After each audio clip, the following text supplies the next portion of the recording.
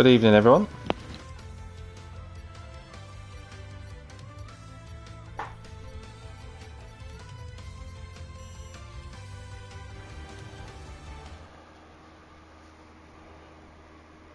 Hello everyone! When the guys over in Japan in the 47 prefectures decided they wanted to build an astonishing racetrack, they selected the Mie prefecture in not far away around Suzuka and created this wonderful testing circuit to go win some Honda cars. Following on from that and developments within the country economically from the financial boom in the 80s, F1 arrived and of course cemented the legendary circuit status here with classic battles that have ranged all throughout the calendar. And tonight Invictus Racing League is back after a season break for round 5 of the championship. We are in the end game now, ladies and gentlemen. 4 rounds to go, including the one that we're currently going to be going on to in less than 2 seconds time. I'm Jack TM53, your commentator as always for Tier 2, and I'm delighted to say that my 2 good friends are alongside me here today. First of all, we've got IRL. How are you? Yeah, no, all good. What about yourself, Jack? Yeah, I'm doing fantastically well. And also alongside us, Bjorn's back as well. Bjorn, how are you? I'm great, thank you. It's good to be back after the break. I'm rested and excited for this beautiful track. Yeah, it's a phenomenal circuit. A lot of history, of course, that we can all talk about and wax lyrical about for so long. But of course, we have got a championship to run. 18 corners around this circuit, including the well-known infamous 130R, of course, flat out nowadays in modern F125 machinery, but still a challenge, this circuit, to get the setup right. It is really key around here. You've got to balance out the Sector 1 with a high downforce setup, but also Sector 2, the end of that, and Sector 3, a very high speed. So it's going to be a battle for the drivers to get the right setup in play. We've got O'Stephen and Matty Rudd out on track at the moment, and my first question of the second half of the season is posed to the pair of you. How would you set up a car around Suzuka? I've kind of alluded to what you could do, but what would you two do? I think it's so easy to go overboard on the downforce because of those S-curves, but I think top speed is key around here. That long curve down into 130R, then it's so crucial to make your overtake there, because in fact I think the DRS has been shortened out of the final corner into turn 1, so that makes overtaking quite tough. But no, I think having good top speed is key. I'm gonna have to agree with ARL. Of course, it's a pretty high downforce track on its own, but where are you gonna overtake? There's no grip outside of the racing line in any of the technical sectors, so maybe in qualifying you'll put on some extra front wing, but in the race all you need is speed. Well, all we need is speed from Matty Rudd. We're going to go on a lap on board with the Ferrari driver. IRL, I'm going to take it over to you. Matty Rudd in 10th place in the Ferrari. Take us away. Right, here we go. Charge up the battery, and DRS opens just before the line, and now he's getting a little bit of a tow from a Mercedes up ahead, but shouldn't be disrupted by the dirty air. Coming into turn 1, pick your braking point. So easy to brake it, just a little bit too late, but he stays quite close to the inside line. Watch out for track limits out of 2. He keeps that nice and clean. Now into the S section of the track. A little bit of curb there, a little bit unsettling the Ferrari, but should be fine for this banker lap. Now through and out of 6, up into 7th corner. Easy to lose the rear here if you put a little bit too much, but it's nicely done for him. Now coming into turn 8, watch for track limits. So easy to go wide. Same thing here as a Sauber, just kind of on the racing line, but that shouldn't affect him too much. Down into the hairpin, so easy to lock that inside tyre and even lock up the rears there, but he keeps it nice and clean out of the corner.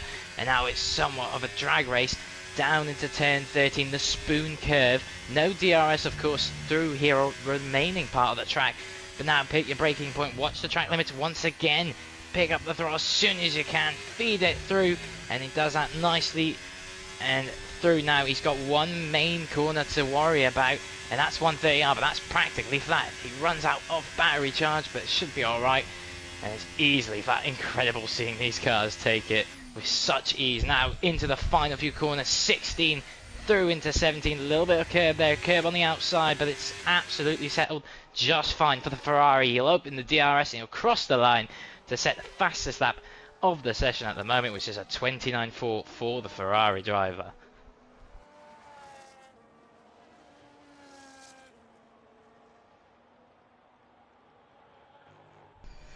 Well, good lap from the Ferrari driver.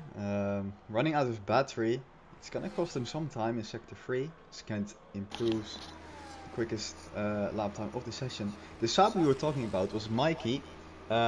Actually got disqualified from the session for, I believe, standing still on track.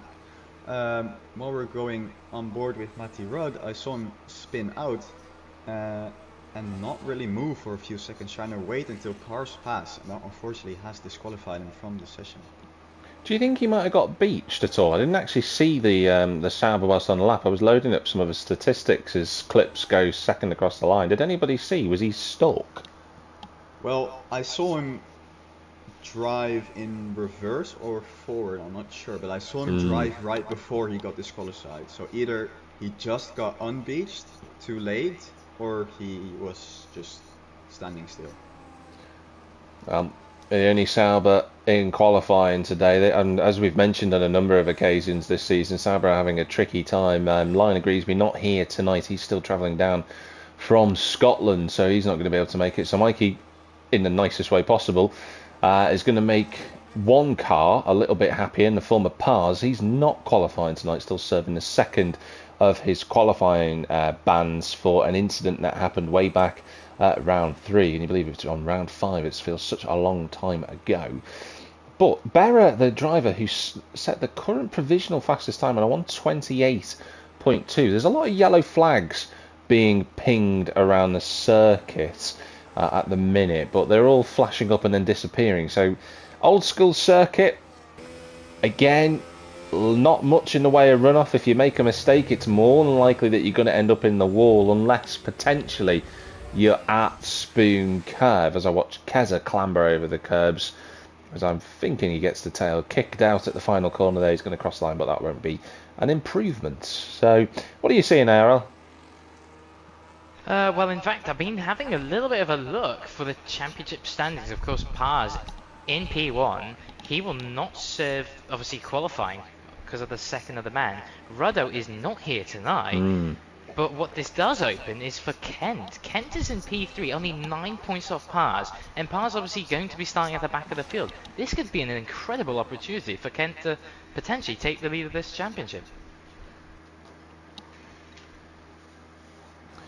Yeah, it'd be mega if Kent can get involved in the championship fight. He's been involved in a number over the seasons, but it's been some time since we last seen him at the top of the championship pile. So Kent right now is on the second row of the grid. If you take the points as they are, he would be the championship leader, but of course there is still a 50% race to come for those that are brand new to Invictus Racing League. If you're unaware of how we run things here, just so you know, we run a 50% race, so that means it's 31 laps around Suzuka tonight, and of course they've got to navigate around all those different corners. Mikey's saying in the chat area, for Bjorn's benefit, apparently he did ding or disqualify himself for trying to turn round, so he wasn't beached, he just did a Mikey. Unfortunately, he'll take a heavy price for that, but yeah, there's nothing much he can do. But just riding on board at the moment with DJ Madman. Oh, Madman's out. Ooh. He's lost it at the final corner, and that Racing Bulls is absolutely hammered into the barrier, and he will be the next victim. Oh, it's so easy to do. It happens, but unfortunately it's caught him out this time round. That curb is so slippery. I managed yesterday, of course. I'm sure you experienced this as well yesterday, Errol. The exit of the final turn 17 it is. It's so slippery once you get on the curb, but you need to go over the curb if you want to have a good exit. So it's just really risky to take, and unfortunately luck was not on DJ Madman's side. Yeah, no, crashing into the inside of the pit. Wow, Maras almost doing the same thing, getting on the curb. and then onto the grass as she came out of the exit of the corner. Just about held it together to settle on 29.4. But that pace from Berra is electric. 1.2 seconds clear of Maras's best time so far. But that was her first flying effort. I know Spud's out there on medium tyres in the Alpine. He has a McLaren of JPH jumping out of the way. Aaron has asked a question to us. He's asked, what can Hulkenberger do to retain the championship? He said, I've got a lot of belief in his abilities as a top quality, exceptional driver. He is surely the underdog in this fight. If I'm right in saying that Hulkenberger is 13 points off the back of Pars, so he's only 4 behind Kent. Didn't take part in Las Vegas last week, so I'd say what he needs really is to keep doing what he's doing. He's in second place. If he can find 3 temps, he'll be on pole.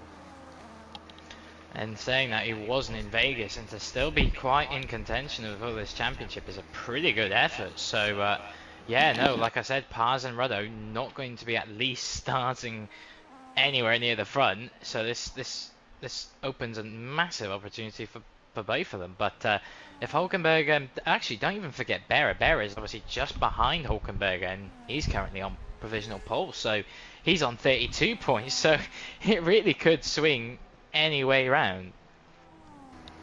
Yeah, we've still got a fight going for the top 5 here in Tier 2. It's really close at the top, even though of course we do not have that many rounds left. It's definitely a gap that is possible to close, especially with of course, like you guys said, Ruddo not participating and Pars with the quali ban.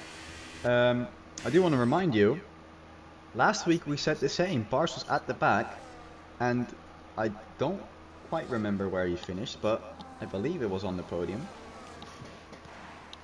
Yeah, he was on the podium. He ended up finishing 3rd in the end.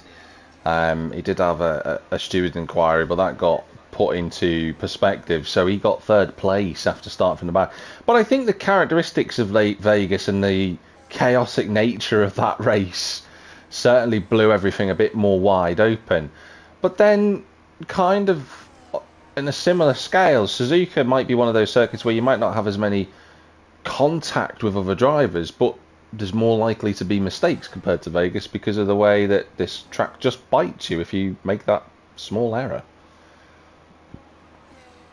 Bear in mind as well, turn 1, going into turn 1 on the first lap can be so tricky to just stay out of everyone's field, but following another car through the S sections, that dirty end, we know it on this game, is much worse than it's ever been. That's going to be a challenge as well. Just watched Ginger Tiger cross the line to go to 4th, but the top 4 are separated by less than 0.2 of a second, so that is phenomenally close. Nitric Ash in 5th place, Matty in 6th, Clips is 7th, Matty Rudd is 8th. It doesn't look as if he's on a flying lap. No, he's going a little bit slower. Then it's Maras in 9th, JPH inside the top 10. Best showing so far from Jordan. He gets right out of the way of the Williams going past there. I believe that was Clips going round him. But just coming back to this championship, as Berra sets a stonking effort to 27.7. And well, we were talking about the championship. What a way to make your mark to try and bring yourself back into the front of the fight with 4 rounds to go, eh? Hey, Bjorn. Oh, that's going to be a massive confidence boost for him. 0.5 of a second place. That is showing some real dominance. We've only 5 minutes left to go.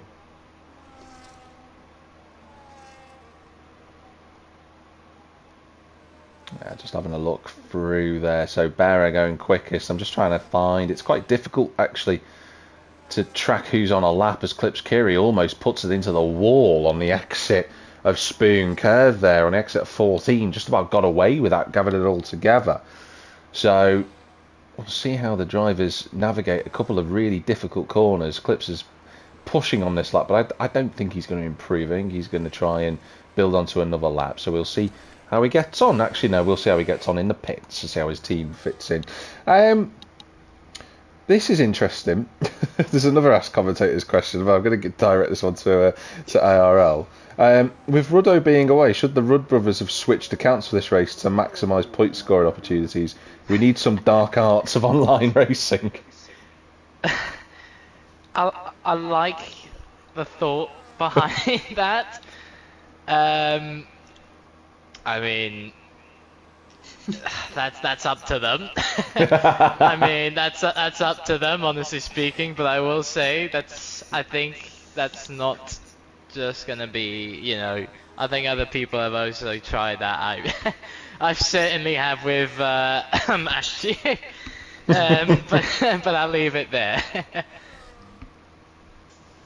I don't It's kind of know. reminding me of what race was it? Abu Dhabi 2017 with Will Smith and Lewis Hamilton.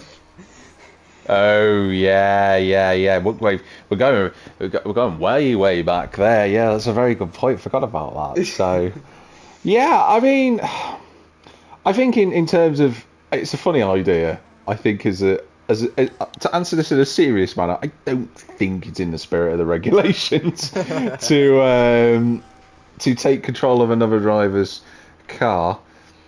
Thank you for the kind comments, Aaron. It's great to have you with us tonight. It's a shame you're not out there, really. Aaron, a great driver, but sadly commitments have gone the other way for him. It's the Cats on a lap. He's decided to do it a little bit different to everyone. He's gone early. He's just coming around the final 2 corners here.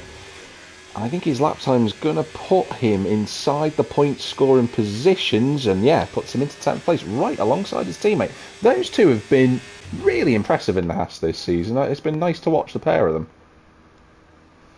Yeah, it was, I think, a difficult season for It's the Cat, you know, jumping into that Mercedes seat. Big shoes to fill, of course. But no, he's really done a really good job, and of course Maris as well, you know, coming in late to the season.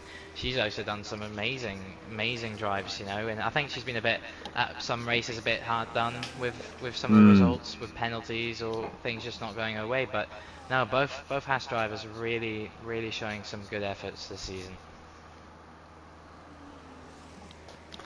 Yeah, Maris yet to score points this season. As you mentioned, it's been quite unlucky at the times. It's the Cat's been a consistent point scorer, so for Haas it's helped them to sit in 6th place in the teams and constructors standings at the moment. They're on just the sole total of Cat's points at the moment on 23. It's quite congested in the constructors standings, but we'll come back to that in a couple of minutes time, because we are now into the last 2 minutes of qualifying, and looking at that top 4, I feel that your pole position driver is going to come from that quartet, because they've got a bit of a gap to Nitro, who, to be fair, can pull a lap out on his day, but can he leap up into the second row? What do you think, gents? I mean, Berra's really set the benchmark with that time. But I mean, for starters, great effort from the Aston Martin pair, 4th and 5th. What an effort! So yeah. I mean, listen, there's 1 minute to settle this, and anything's possible, so we definitely know that. So that's up to them to show us, but I think Ginger Tiger is the first one to begin the last of these laps. I think he is. The only thing I'm thinking here is that there's 50 seconds to go, and Kent is still sit in his pit box. He's not going for another lap. I wonder if he feels he's done for the sale. I wonder if his lap time, he just felt that's as quick as I can manage. In fact, yeah, he's just said that he's not even going to bother with a third stint. So he's going to save his tyres. Oh, and Ginger Tiger has lost it at Spoon Curve, and that's the end of that lap. He hasn't hit the wall, but he has caused an awkward yellow flag. His teammate's going to come past him. He should be able to get that car spun round after the Ferrari. He's got a Ferrari. He'll have to go quick, but then Alpine's fast approaching. At least get off the racing line, which he does, which is good to see. And that should be all right for him. But also notice Berra came into the pits. Berra aborted the lap. Wow. Well, the driver who was actually avoiding Ginger Tiger was Hulkenberger. So Hulkenberger not affected by that, but certainly notable as Matty Rudd now moves into 7th place. So flying the Scuderia flag. looking a little bit further down the line. The next car to come along is going to be, I think, one of the Racing Bulls by the seams of it, but I can't quite pick. Well, it's not going to be Stinos because he's at the hairpin right now, so I think it actually is somebody completely different to who I initially expected. It's the Red Bull of DXT Matty. Round the final corner in the Red Bull. Does he improve? He does, up to 5th place. That's a nice effort from him. What about Nitro? That's a better lap from Nitro. Good qualifying effort. He'll be pleased with that. Keza the next to come along, but he's done. That's his qualifying session over. So Hulkenberg is the one to look at. A 28 flat puts him on the front row. Where's JPH? He puts himself inside the top 10. That's encouraging. Ginger Tiger won't be doing a lap, so we're looking at, I'm going to assume that's going to be Clips Kiri out of the final corner in the Williams. This is an improvement for Clips, and that's onto the 3rd row of the grid. There's only one more car by the seams of it to come through after O'Stephen, and O'Stephen goes 11th, so it'll be Maras, the last of the drivers, to set a lap time. Bruce hasn't done something that's representative, and nor has Maras. That's going to be in the 140s, and it's Berra with a big marker for everyone to respond to. Yeah, I mean, that just says something. I don't even think Berra started the lap. I think that's just how much confidence he had in that lap. And bear in mind, that lap wasn't set under the best of the conditions. That was set a couple of minutes, 8 minutes ago? 7 minutes maybe? So that's some confidence in that Mercedes. Well then, let's run through this qualifying. It's the Dutchman of Berra on pole position with Hulkenberger alongside him. Kent and Ginger make up row 2 with Clips and Nitrogash in 5th and 6th. DXT Matty, the two Matties, are in 7th and 8th with Maras and JPH running at the top 10. O'Stephen and It's the Cat are currently in the points positions with Keza within the 2-second barrier of the pole sitter. Madman went out early with Stinos, Sir Spud setting lap times, Bruce doing an unrepresentative one, Pars unable to qualify on the 8th row of the grid, 9th row of the grid I should say, and Mikey on his own on row 10 after being disqualified for doing a Mikey.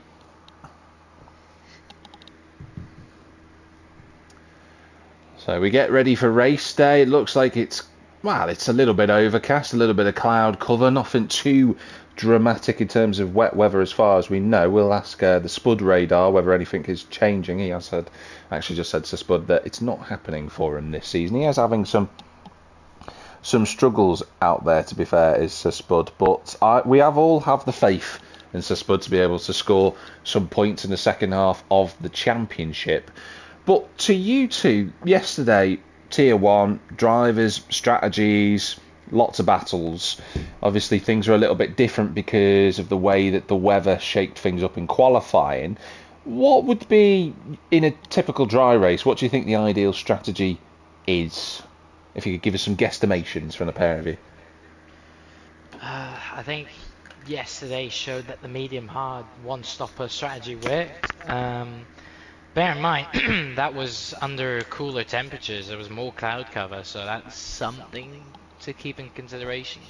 But I think there is a fairly decent amount of cloud cover here today, not too far off, so I still see the one-stopper potentially working. I agree with Ariel here. I'm going to give the same boring answer as everybody. The easier one-stop, hards to mediums if you're starting at the back, mediums to hard if you're starting at the front. What I do want to say is those hard tires yesterday, it might just because it was that little bit cooler on track, they lasted a very long time with really good pace. If it was up to me, I would do a hard. Of course, that's not possible unless there's gonna be rain at the end, but we don't know, and I don't think so looking at the sky. But yeah, it's gonna be interesting to see who starts on what. What's the earliest, do you think, that the drivers who are starting on the mediums could pit and run the hard tyres to the end? Obviously, it was cooler conditions yesterday, so the statistics are skewed a little bit, but what would you say? Maybe if you're running in 5th or 6th, you're in a DRS train, you want to jump out of traffic, what's the earliest they can get away with it? I think fluctuating by around 2 laps is realistically where you want to sit. Yeah, I don't think you want to be pitting in that much earlier than the original strategy. 1 lap of fresher tyres makes an incredible difference, but obviously if you're going onto that hard tyre off the mediums, do consider a little bit of tyre warm-up, but it shouldn't be anything too bad here. But no, I think like Bjorn said, the hards lasted actually longer than expected and in a better state. I unfortunately didn't get to experience it as much, but no, apparently the hards seemed like a overall really good tyre. Yeah, I'd say. Well, I think the strategy the game would give you for one stop if you're starting on the mediums is pit around lap 12. I'd say the earliest you could pull is if it's really necessary, you're really stuck in traffic, lap 9. But any earlier than that, you're gonna get into real trouble at the end of the race. Well, there we are then. That's where we sit at the moment in terms of strategy decisions. I will ask, of course, another question to the pair of you, because, you know, whilst we're waiting for the action to get underway, do you think that Berra can convert his pole position into what would be a first race win this season for him and the team? I think with the pace he's shown, absolutely.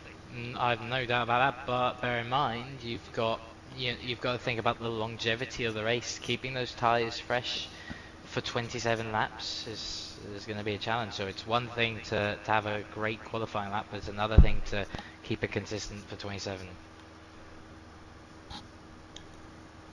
Well, yeah, it's definitely possible. I will say Barra's gone really unlucky throughout the start of the season, the first half of the season. I think we can all agree on that. Some unfortunate incidents almost every week, but now he's on pole by quite a bit. Of course, Hulkenberger will be looking to make an impact on his own championship chances here, but we're about to see how it unfolds. Yeah, we are indeed. And what we've got is an interesting strategy decision. So Berra has shot off on the formation lap and now slowing down. But the front three are all on the hard tyre. Ginger Tiger's on the mediums, as is Nitrogash and Matty Rudd. Maras is on the soft, so going 2 steps softer than anybody else in the field. It's the Cat is on the mediums. Everyone else is on the hard compound tyre, which is fascinating, really. Maybe these drivers are a little bit worried about how long this medium compound could last in terms of the longevity, whether there's going to be any graining. Thermal degradation is an issue as well around this circuit because of the high pounding corners. Looking at the first sector and Spoon Curve does put a lot of punishment onto the front right tyre, as you see Berra going around the Spoon Curve corner. But I'm surprised by that, gents, if I'm being honest. I wasn't expecting the top three, especially, to start on the hards. I think I wasn't expecting the vast majority on the hards. But Maris, what Maris' strategy immediately screams is she's considering a 2-stopper. I think that's because, like Bjorn said, lap 9 earliest you want to pit onto the hards. We saw around lap 5. I don't recall who it was, but from the tier 1, somebody running the softs, and after lap 5, they completely just faded away. Do you think she's trying to gamble on potentially a safety car early doors? Why not? Why not? Safety cars are possible, and they've been showing up in tier 2 quite often. So, I mean, it depends how lucky you want to get. I mean, if you wanted to get lucky, that was 2 weeks ago in Las Vegas. But we'll see. Crucially, Barrett has been marked for a false park on the grid. Yeah, Same not parked in the right spot, unfortunately, for the Mercedes. So the pole sitter is going to have a little bit of a disadvantage compared to what they would have typically had. But we have got all 19 drivers lined up on the grid. The green flag flies in the background. We're going to have the 5 red lights for round 5 of the season.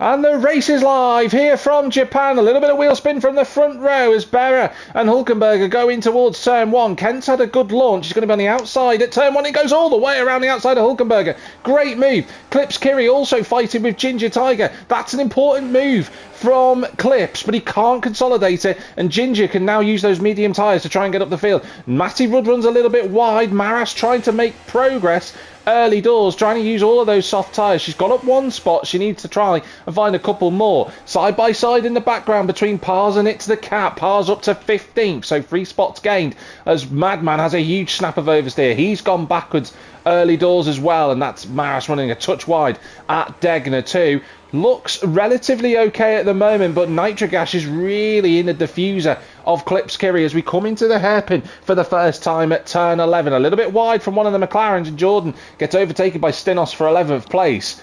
Take over, gents. Yeah, Berra's already... Sorry. Go ahead. Go on, Bjorn. Okay, so Berra is already end of lap 1, 1.1 seconds ahead of the rest of the pack. That is already out of DRS. And Hulkenberger is closing in on Kent pretty quickly as it stands for now. Which means if they start fighting, Berra is in the clear. Yeah, 100%. Gap 1.2. But obviously DRS are not enabled. Could that maybe potentially be Berra just absolutely thrashing whatever pace he's got in this opening stage? That could be a possibility, but at the back of the field, that's a Haas having a little look on the Ferrari. Sorry, is it a Ferrari? Yes, it is. That's Maris having a look with those softer tyres. She's going to go around the outside. How much room will be given? Oh, it's contact! And Matty Rudd's in the wall at the exit of turn 2. It's always going to be a risk, isn't it, going side by side through turn 1 and 2. I don't think Matty will be very impressed about what's gone on. Did we see if there was any... Unfortunately, I was on board with Matty Rudd when he hit the wall. I don't know if there's any rear wing damage. I'm trying to look, but if there is, that would be kaput for this race. Yeah, he did take quite a hefty whack. Oh, Maris has gone off. Oh, just nearly collecting. Oh, I hope she can get back on track, okay? Oh, just trying to feed through, and hopefully she can. Has she got any wing damage? Potentially. Doesn't look to be on the front, but maybe on the rear. I don't know if she hit the wall on the back, but she's seeming to struggle with that car. Yeah, I'm looking on my screen here. Matty Rudd has some rear wing damage. Maris is all clear of damage, but that is really...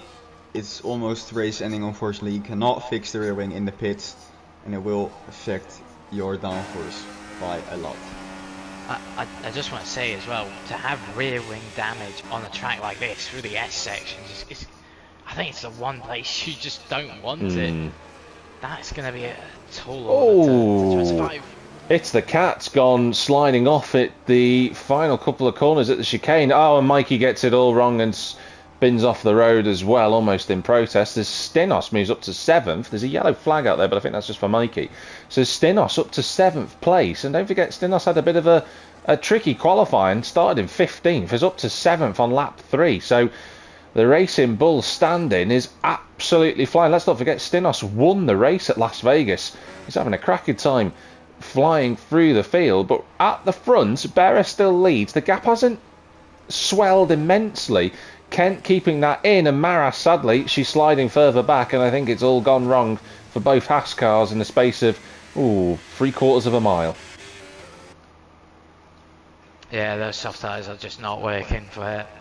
Whether they're just not giving her the grip she'd expect, or it's just not gone the way, and in fact not gone the way of the Haas team. 16th and 17th. It's really gone from what was a decent qualifying to at the bottom of the field. It's not the first time we've said that this season.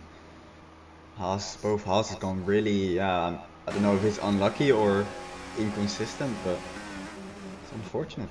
Oh, nice move from Hulkenberger to get into 2nd place, but gonna run a little bit deep on the exit of the final corner, so Kent's gonna be able to use DRS down the straight. Actually, no, the detection point, Hulkenberger timed it perfectly. So Hulkenberg is going to have DRS and consolidate 2nd position. So the Alpine timed that nicely on the exit of 130R, got the drag reduction system problem out of the way, and is into 2nd position. So That's a swap there. There's the 2 medium-shod Aston Martins behind the 2 of them. Keep an eye out for those 2 later on in this race. When they pit earlier than the hard tyre runners, they'll have a tyre offset. See if they make use of that when the field is spread out a little bit more.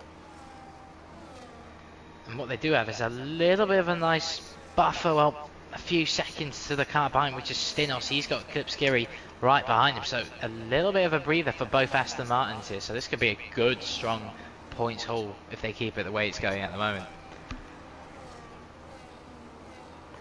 There's also another quartet fighting over 10th position. It's JPH with O'Stephen. Pars in 12th place.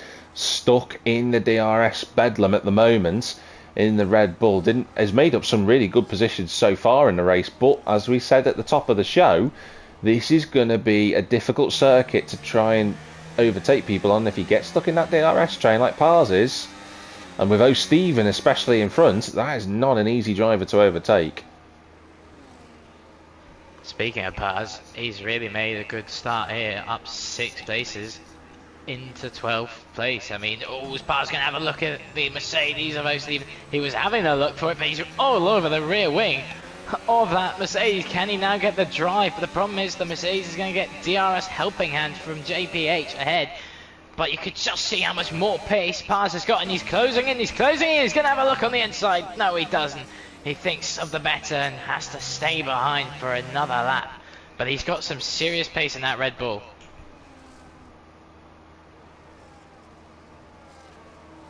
What are you seeing out there, Bjorn?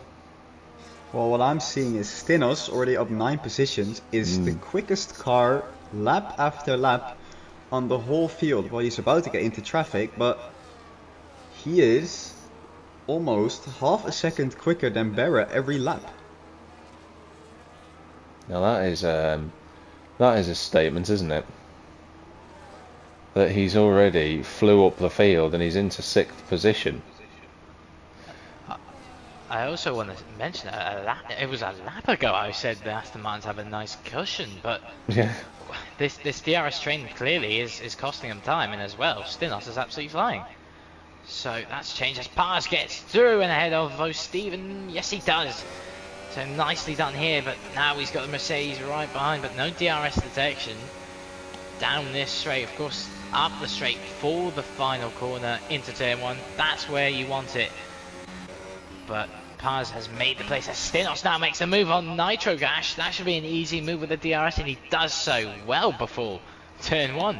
Ken down the inside at turn 1 with Hulkenberger. They're going to go level to the corner, and they just about make it through together. That was a lovely clean overtake and good racecraft from the pair. So Kent moves ahead of Hulkenberger.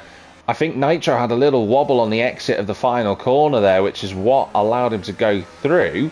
And Kent has dropped to 5th. So something has happened to Kent. He's just gone off the road. Bjorn, did you see it? No, unfortunately not. I'm trying to look. Just wondering who saw it potentially then. I think he had a tank slapper. I think that's what happened. I didn't get to see it as it happened, but I think he had a little bit of a tank slapper through turn 6, I think, or maybe 5, but that's why he's let Stinos somewhat through in a way. Stinos is having, dare I say, he's cutting through the field like a hot knife through butter at the moment. You know, the positions that he's made up so far in this race, if we just try and bring them up on the field, he's made up 11 positions. He is absolutely flying through the field. Now, the thing is that so far he's not really had to deal with any DRS issues because 2 drivers he's overtaken without it. And here he comes on Ginger Tiger to the outside at the chicane, but the Aston Martin moves across. Now, the thing is, Ginger's going to have DRS, but that's a lovely traction zone from the Racing Bull. He's going to go to the inside. However, Ginger should, in theory, have had the momentum, but Stinos, he just drove past him as if he wasn't even there. He's almost looking at Hulkenberger for 2nd place. I mean, Berra must be hoping to himself, please keep him behind for as long as possible, because it's almost looking inevitable at this point that he's going to be able to get to the front. You could just see the confidence Stinos has got into the braking points. He's a man on a mission. He's just got so much control at the moment of that V car. But yeah, he's really going to be closing down onto Berra. if he can clear Hulkenberg soon enough, but at the moment it seems, like you said, inevitable. Yeah, it's not a matter of if, it's a matter of when it's gonna happen. I see a yellow flag, that's a Ferrari, Matty Rudd, I believe.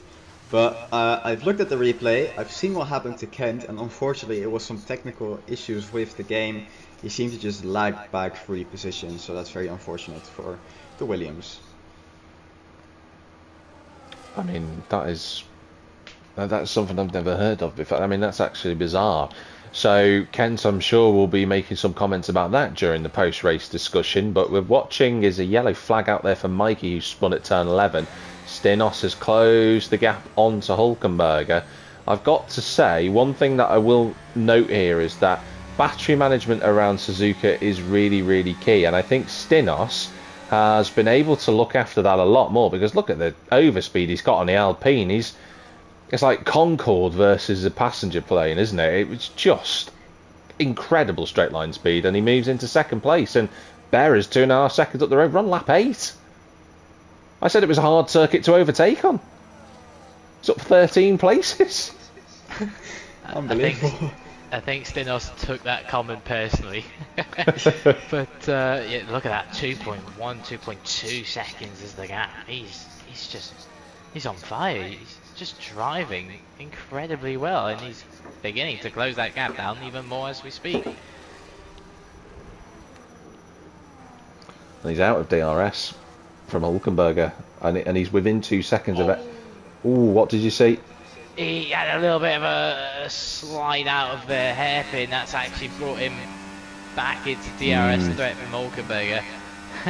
But to be honest, I won't be surprised if he can pull himself back out of it, because he's got some pace. Well, we've been watching so far a man on a mission, but he won't like the fact that Hulkenberg is going to get DRS. If Hulkenberg can stay close enough, he might be able to drag himself back up to the Racing Bulls diffuser, but he'll be taking the other 4 of his drivers with him, including himself, Ginger, Kent and Nitro. So that'll make it an interesting fight, but Kent looking pretty racy at the moment. However, go on. Contact between Pars and Keza. Keza cuts the chicane and gets the time penalty. He'll have to give that back, as he does. What to say about that? I believe Keza just turned into Pars at the last chicane. Fortunate for him, he's gotten a penalty for it. Yeah, less than ideal. What I am seeing on my radar is pretty important to the race. 30 minutes. In 30 minutes it's gonna rain pretty heavily. If there's any safety car in this race, we might actually see that land on track. I was actually going to mention, going down into 130R on board with Hulkenberg, it looked like the clouds starting to come across the circuit a bit. So it's ironic you brought that up, Bjorn, because I was about to say that.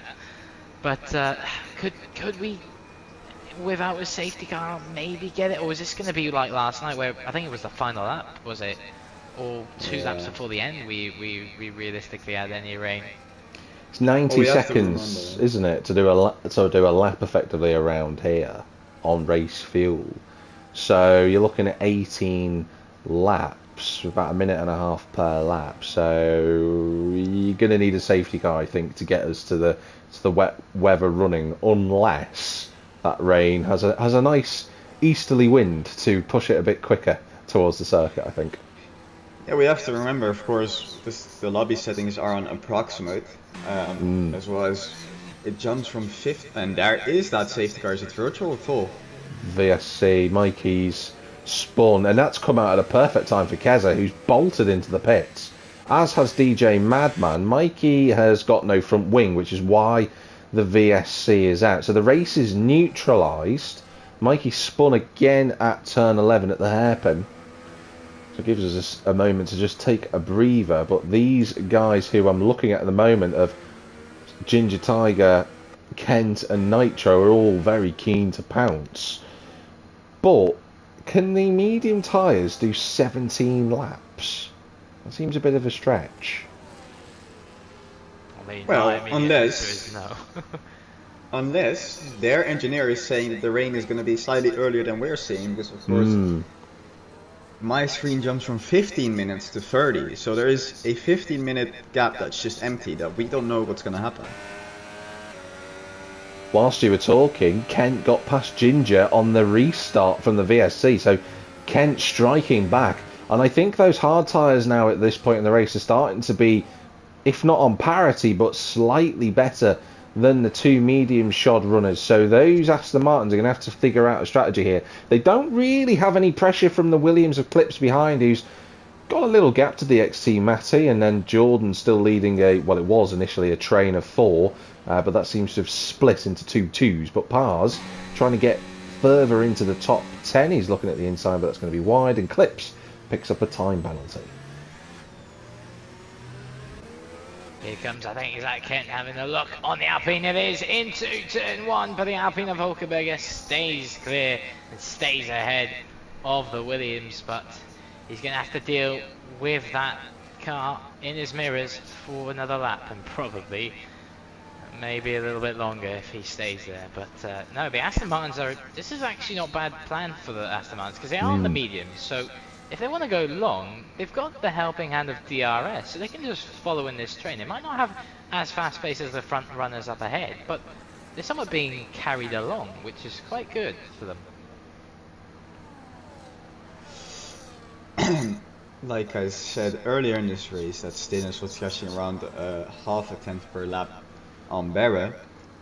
It switched around. Last lap, 64.1 for Barra and a 64.6 for Stennis.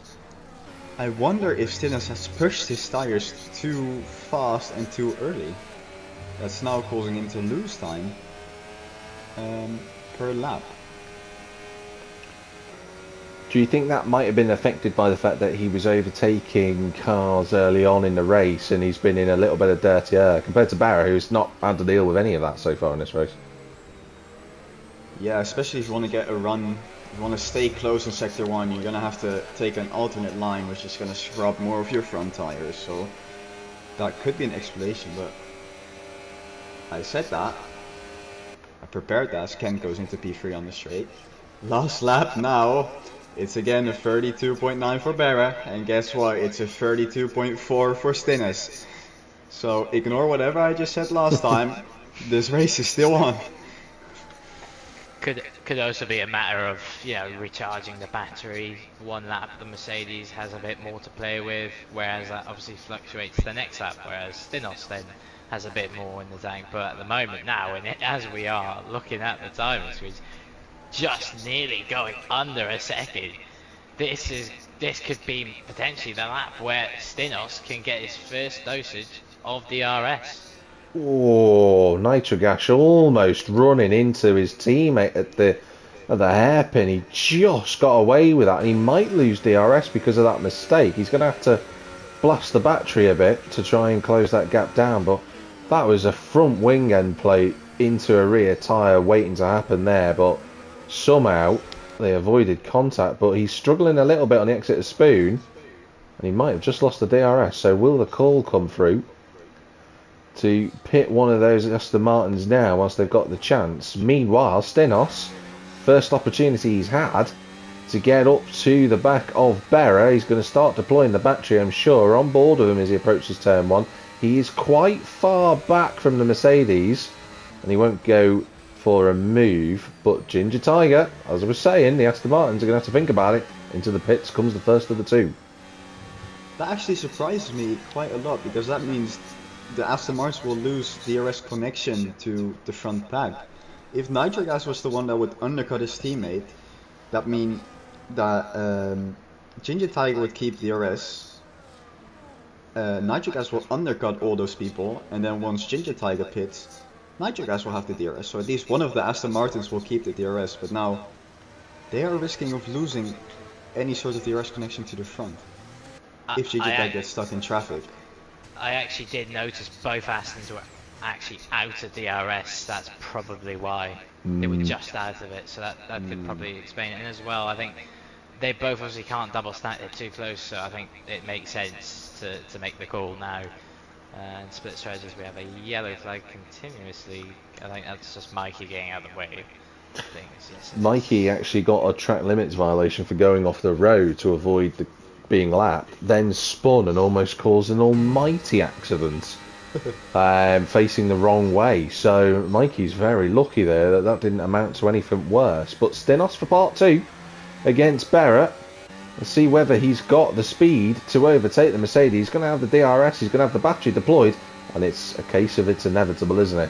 Stinos in the Racing Bull, up from 15th place to first in 14 laps as Nitrogash pits.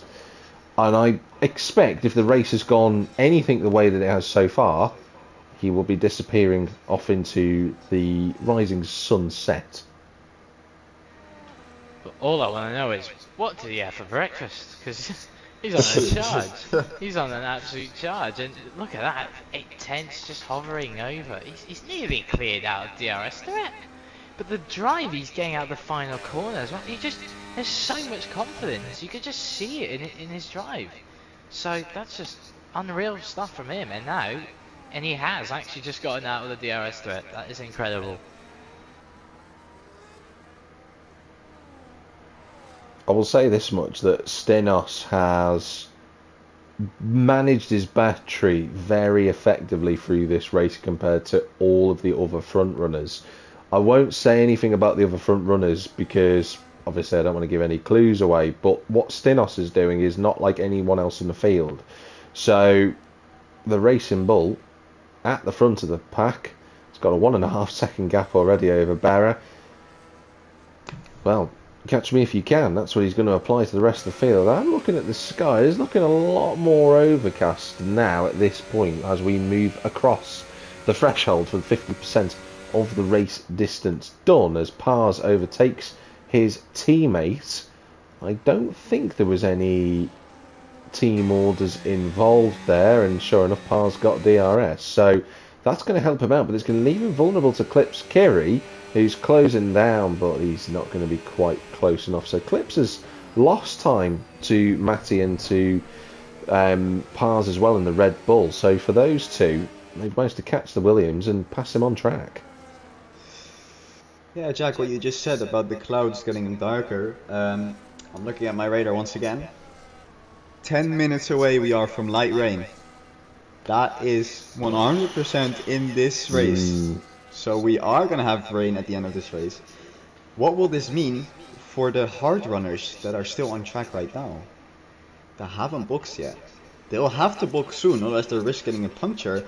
But if they box too soon, they'll waste a pit stop because they have to pit for the rain.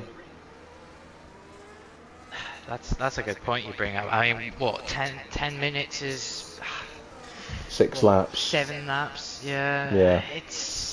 That's pushing 21 laps on the tyre. I think that's a bit too much. The hards weren't a good tyre, but are they that good of a tyre?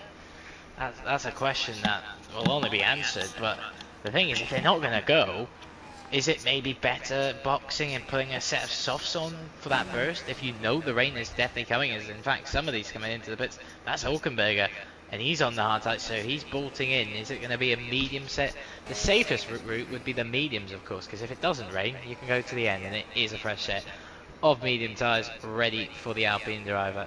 That's important though, he's fighting Kent as well, so this undercut could be crucial to getting ahead of the Williams. And his teammate has also pitted as well in the form of Clips Kiri, but Hulkenberg has come out behind Ginger Tiger. So I said before, watch out for the Aston Martins as Hulkenberger almost loses it. Ginger Tiger's trying to go almost like 3 wide, and the rain's coming, boys. The rain's already here. I'm just on board with It's the Cat, and the rain has already hit the circuit. So now it's more of a question of, can you keep those 15-lap-old hard tyres alive till the rain truly affects the race circuit? This is a whole new ball game now for the drivers to try and navigate.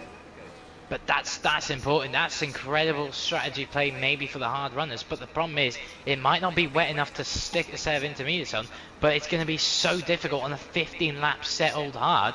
The worst of the 3 compounds, if you're going to be on a dry compound, during wet conditions, you couldn't write it any more worse, because these are going to struggle so desperately as well. The drive now, you can see the drive from Stinos getting a little bit shaky out of the final corner. So Kent's made a mistake. Both Red Bulls have got past him. Sorry to interrupt you there, but Kent has gone off at Spoon Curve, so clearly the rain already starting to have an effect. Back to you, ARL. Sorry to cut you out. Yeah, no. So Stinos, Berra, and Paz so far stay out. Matty stays out. Yeah, so it's too early now, but this is going to be tricky as now Bruce comes into the pits. That's an indication. What tyre is he going on? Oh my God, it's almost 3 wide down the main straight. Where's Hulkenberger going? He's going to try and cut between the two. And Ginger Tiger slams the door shut, and Kez is going to go off the road at turn 2. He just about collects it all together, but that's showing you how difficult it is. So Spud on the intermediate tyre is the first one to have done it. I corrected myself, actually. It's Bruce that has, as ARL rightly pointed out. So Bruce the first to the intermediates, and now the whole field watches because we've got a barnstormer in front of us, gents. I'm excited. Here we go. As Kent gets through on Matty. Oh, and Kent's gone wide. Kent's gone deep into the hairpin. At the release as Matty back through. This is really going to be shaking up into quite a finale for the last 10 laps. But the question is, what do the front runners do as they come through the end of the lap? It looks to be getting worse, the rain, and it looks a little bit more slippery. What's the decision at VCARB? It's no, stay out for another lap. What about Berra? It's stay out again. So this is going to be really, really interesting. Another problem is for everybody below P2 at the top. If Stinos and Berra pit, they would come out P3 and P5 respectively. Now if Pars pit, he will drop to P13, I believe. Well, not anymore, as there's a lot more drives in the pits, I believe. Or a lot more. Yeah, Matty and Kent have gone in. And they're going for inters, so Kent's gone into... I'm looking at the weather boys, and I was following Hulkenberger on those brand new medium tyres. For him, it looks okay on the medium tyres. Obviously, he's got all of that grip available to him on the yellow wall Pirelli compound tyre, as Spud sadly picks up a time penalty. But for everyone else, he is absolutely flying in terms of his pace compared to O'Stephen and JPH. I don't know if you could have a look for us, Bjorn, in terms of the lap times Hulkenberger is doing compared to the front two at all. Yeah, last lap Hulkenberger 36.2, Stinos 35.7, so he is still a little bit close, but remember, he is in traffic. There's a pretty slow McLaren in front of him, but so far he is making up a lot of positions, but it won't be enough time to make up for the pit stop he did just before the rain arrives, if you remember. That was a really bad strategy call, but unfortunately nothing you can do about it now. I'm trying to read the tire temperatures on Hulkenberg's steering wheel, but I can't really read it, unfortunately. So I don't know if those tires are... Oh, Stinos is in. Stinos in the pit. Now this is important. Wow. Berra stays out. I'm on board with Berra as he comes around turn 2. Pars in the pits as well. Looks a little bit more tentative, I would say, from Berra at the minute. He's on the curb. Doesn't seem to be troubled too much by it. I'm just watching his throttle curve. Oh, you can see it. He's short shifting.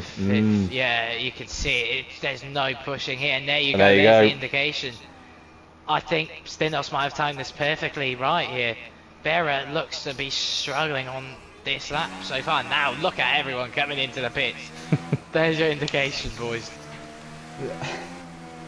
The gap to pit, the pit time loss in Japan is 22 seconds. Now the gap from Berra to Stinos is already 18.5 and it's dropping quickly. So Stinos made the perfect call to pit on that lap, and Berra is in real trouble. In fact, he's not the only one who's in trouble. Hulkenberger, Ginger Tiger and Nitro are also in big trouble because they're still yet to pit. I mean, I'll be honest though, with Hulkenberger, Nitro and Ginger, they're in a different position compared to Berra. Their tyres have got grip. They're not quick, is what I would say to that. but they're not going to be struggling as much as what Bear is, who is hemorrhaging time at the front. I mean, when I last looked, it was 18 seconds. It's now going to just dip under 16.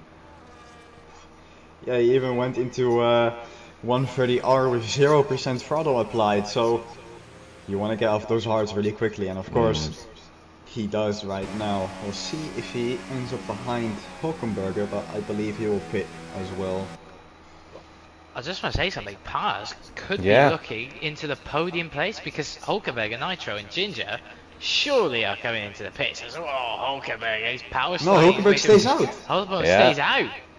What do the Aston Martin pair do? But the problem is Aston Martin are so close together, they're going to have to double stack, and they are going to double stack. They're too close, I think.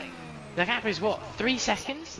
That's not enough. It's going to be close in the pit lane. I'll keep an eye on it as Pars roars on by. Kent moves into 5th place. This is going to be close on the pit stops. How quickly can the team get served? They're going to lose about a second, I think, for Ginger. But O'Stephen, the big beneficiary of all this, up into 7th. JPH going to move into 8th. Here comes Keza alongside Bruce for 9th position. Flies into the corner and he's going to go off the road at turn 1 and somehow gets back past Bruce. I don't know how he's managed that. That was incredibly lucky, but he has retained 9th place. So I thought he's just going to throw off the road again.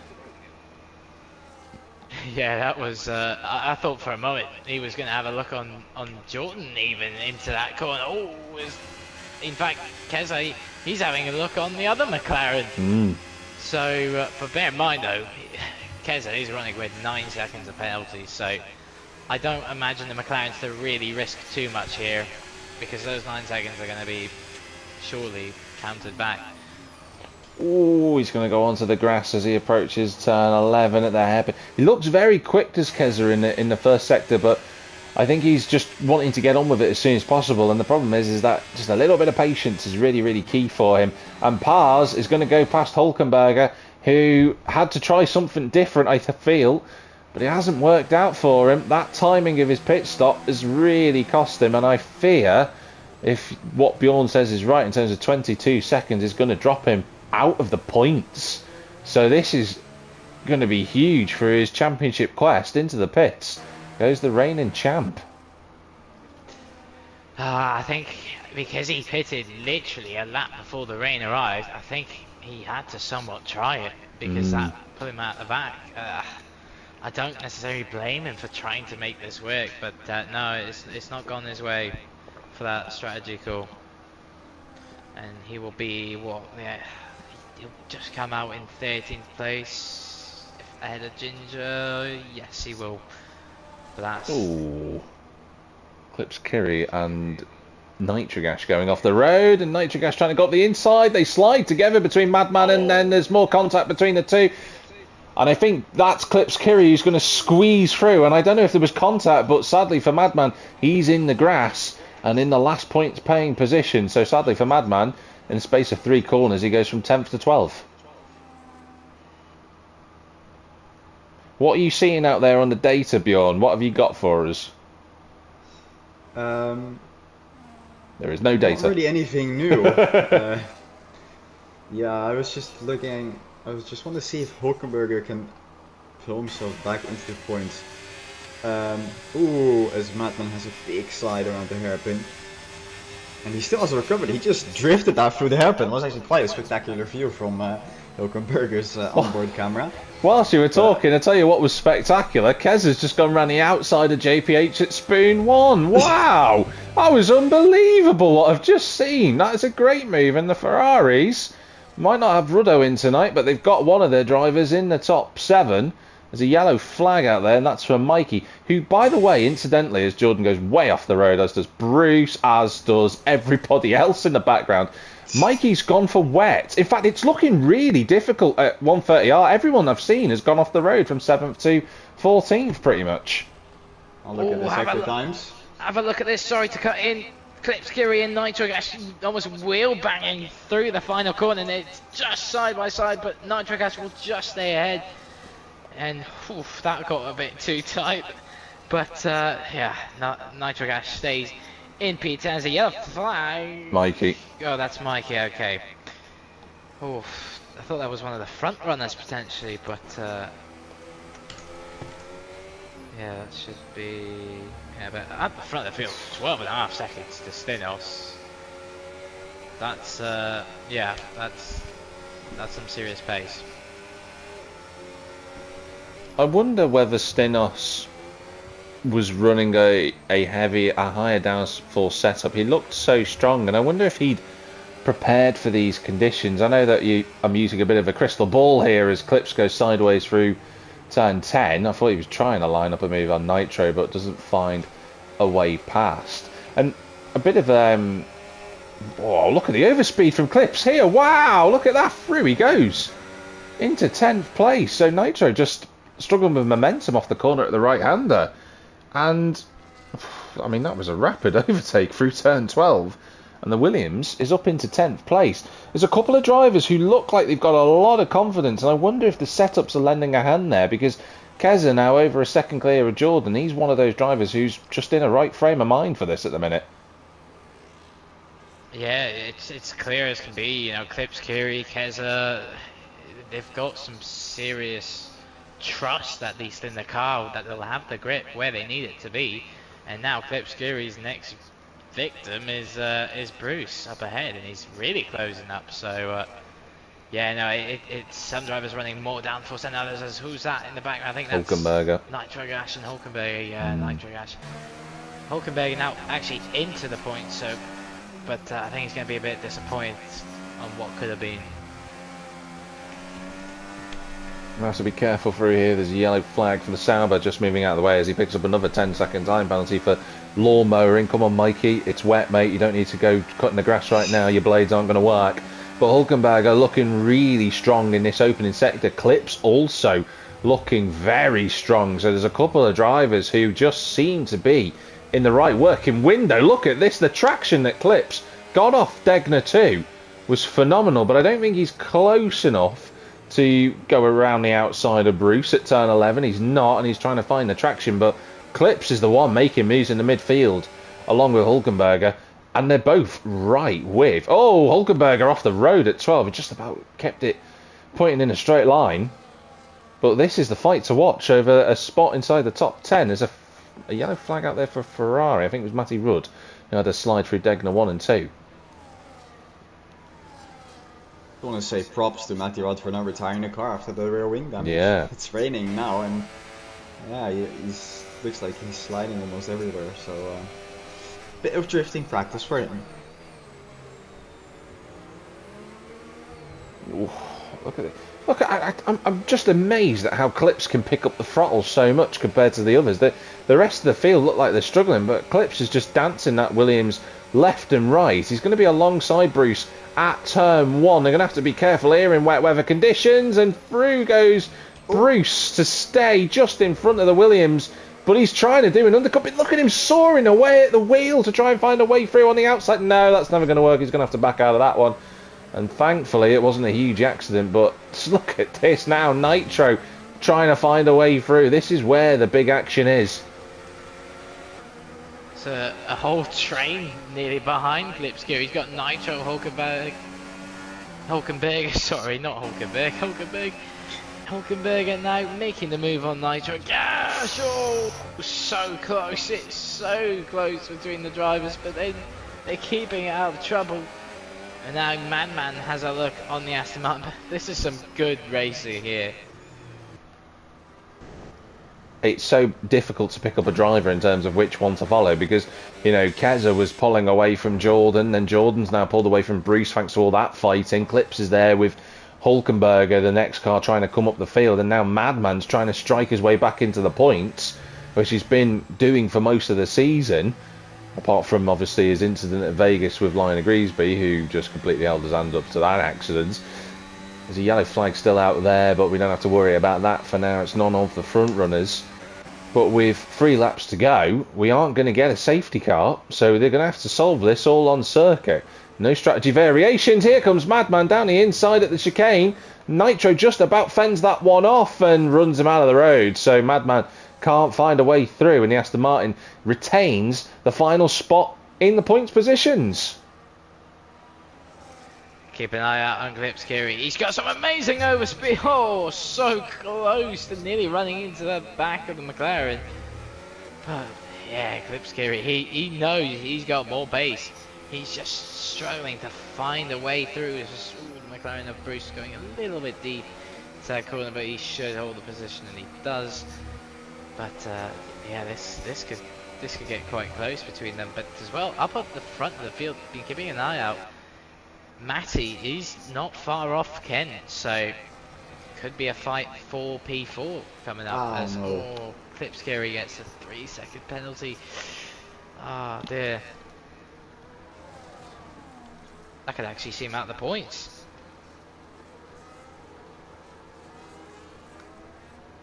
Yeah, go on, Bill. It will drop him to, I think it's P14, right in front of Ginger Tiger. So that is really a shame. He was driving such a great second half of this race in the rain. Yeah, sadly for you know, Formula Drift Japan has really entered in tonight in the form of the Williams, hasn't it? He's been all over the circuit, but sadly he's gone beyond the track limits, and 6 seconds, like Bjorn says, is going to put him out of the points. So realistically, he's going to have to find a way past Bruce, but it's like going past a roadblock at the moment. He's doing his best, but here we go. This might be finally the chance for the Williams to go through, and it is. So Clips moves into 9th place. Bruce didn't fight that one too hard, although he goes a bit too deep, and Hulkenberg is going to try and snatch that chance. Over the curb he goes and sucks all of his momentum away, and the Alpine remains in 11th place. But they're really struggling now on these tyres, and one thing to note is that Clips and JPH are the only two in this quad fight who have got the freshest tyres by, you know, well, that's actually Hulkenberg I've just spotted has got even younger than those. But it seems when you get to the 9th lap, it seems like Bruce and a couple of others, I noticed Maras before was struggling a bit too. I don't know, maybe the intermediates around here are just overheating a lot. It makes sense why Mikey went to the full wet to just try something if the inters are overheating. But I'm really surprised that Klipskiri, I'm just looking on board for him for the last lap or so. He is really pushing those tires to its limit, but it doesn't look like you said, of course they're younger, but like the way he's driving, it looked like they would have a puncture by now, but it doesn't look like it at all. He's putting up a massive job to keep such high pace. He's doing an impressive job. The race leader is on the final lap. We'll cut to Stenos in a moment. We're on board with Klipskiri into the chicane. Will he make a lunge? No. He decides better of it. Jordan defends the middle of the road. Clips trying to get a tighter line, the better exit, but in truth, he still can't really put the power down. Keza moves past O'Stephen whilst we were watching that for 6th place, but unfortunately for Keza, he's got that time penalty to contend with. Clips is not going to be close enough. Hulkenberger is also not quite close enough for a move, so they remain line astern on this final lap. Once again, Klipskiri looks like he's pushing along the McLaren into turn 1. So close. But he's just absolutely electric in this face. So clearly, whatever setup he's got on here is definitely a good one in the wet as he slides. In fact, both of them sliding up the hill of 7.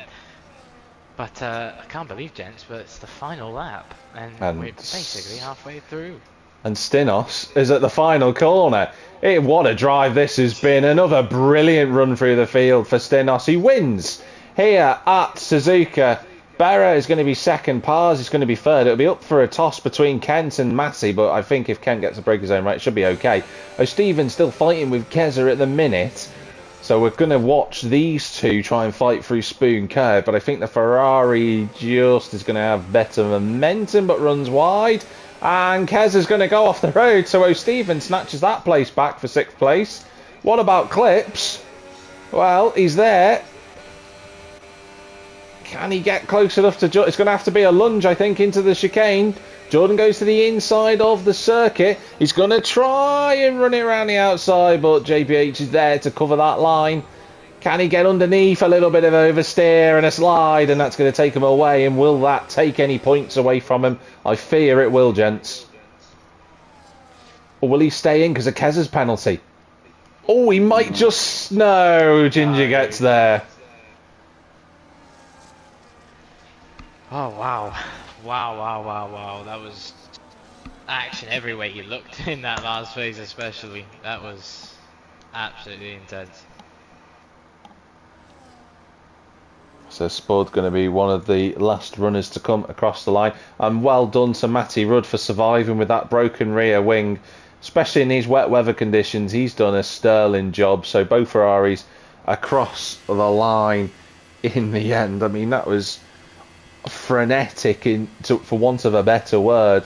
There was so much on-track action, all provided, of course, by Formula Drift Japan in the form of Clips Kiri. I'm sure the D1 League will be trying to sign him up next week for the next round there. But Stinos, another race win, 2 races in a row where he's not started anywhere near the front, and he's climbed through the field. What a performance from him. Fastest lap, race winner, driver of the day, most overtakes. How he didn't get the clean sweep with cleanest driver, I don't know, but well done to O'Stephen for getting that reward.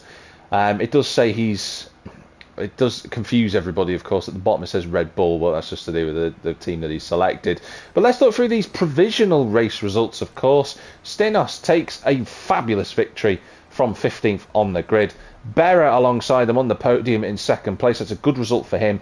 Pars from 18th to finish third. He took advantage of the conditions there to get onto the podium. Kent missing out on the podium in fourth. Matty, another good result for him in the second Red Bull car. O'Stephen, another fantastic result in sixth place with the 2 McLarens finishing in the top 8. Hulkenberger recovered to 9th with Nitro in 10th. Madman gets 2 points, he'll be pleased with that. Ginger gets the last point. Clips and Keza with penalties for 13th and 14th. Maras, Matty Rudd and Sir Spud all finishing on the lead lap, but just having challenging races. And then for the other 2, of course, it's the Cat and Mikey RK13 a lap or 3 laps down. What a race, gents. Yeah, no, that rain really stirred it up at the end there. And to be honest, I don't think we realistically needed the rain to make it enjoyable. But no, it definitely did its job, that's for sure. What would you say, Bjorn, in terms of your driver of the day? Who would you give it to? Is that a real question, Jack? Yes. Well, it's gotta go to Stinos, of course, from almost at the complete back of the grid to P1 by not even halfway up the race. That is some. He's in another spec car. That is almost what you'd conclude out of that performance. It did feel a bit like he was in Formula 0.5. He could have almost made another pit stop and still be in the lead there. 21 seconds at front. Yeah.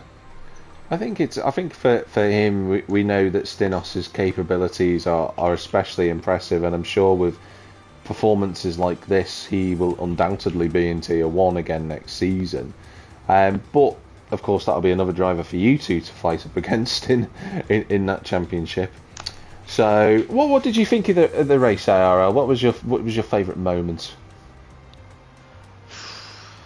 You're putting me on the spot here. I always do. Can I say favourite moment was 27 laps of Japan? Does that count? Sure. Because honestly speaking, we know Suzuka is just a spectacular track. It always delivers. It's just, whether it's qualifying or it's a race, it's just great to see the cars on track, and I think it showed tonight. And you know, there's always a mix of weather. We're always talking about the weather. I don't know when we're not, but no, that was great fun. But I was most enjoyed by honestly Clips Kiri at the end there. Yeah. He was really putting on a show, whether he couldn't get past or not, but still, you know, you're on the edge of your seat constantly. So yeah, no, that was great fun to watch. Well, as the Eurobeat song goes, no one sleeps in Tokyo, and for Clips in this case, he certainly didn't sleep in Suzuka. What an outstanding demonstration of car control from him on those intermediate tyres when fighting with the McLarens and everyone else he wanted to set his sights on. But we are moving into the final 3 races of the season, not just in Tier 2 but in Tier 1 as well. And the drivers at Invictus Racing League will be going to Azerbaijan and Baku, the street circuit there, where again another racetrack that can certainly cause a lot of drama, and safety cars will be apparent. So do check that one out next Monday and Tuesday at 8 p.m. British Standard Time for your pleasure of viewing on YouTube, which of course will be going straight up onto the channel once the stream is over. But from all of us tonight, it has been a wonderful race. If you are still watching, which quite a few of you are, please do put a like onto the stream. It makes a lot of difference for the profile and visibility of Invictus Racing League as well. Don't forget, we'll be putting more shorts out over the coming days, which we try and do as consistently as we can. In addition to that, if you're watching for the first time, come and subscribe. It'd be great to have you on board with more action in our F1 leagues that will run right the way up until the effective final week of December. But from Bjorn, it's good night from you. Yeah. Please come back next week. It's goodbye from ARL. Yeah, good night, and we'll see you around in Azerbaijan. It's good night from me, Jack TM53, and wherever you might be in the big wide world, have a good one, and we'll see you for round 6 at Azerbaijan.